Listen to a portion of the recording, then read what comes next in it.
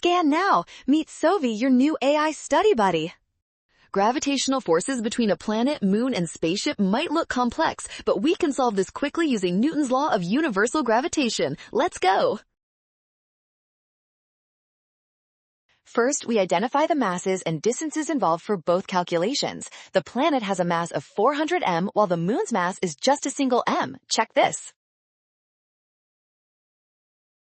Next, we find the distances to the spaceship. It is a distance d from the moon, meaning it is 18d from the planet since the total gap is 19d.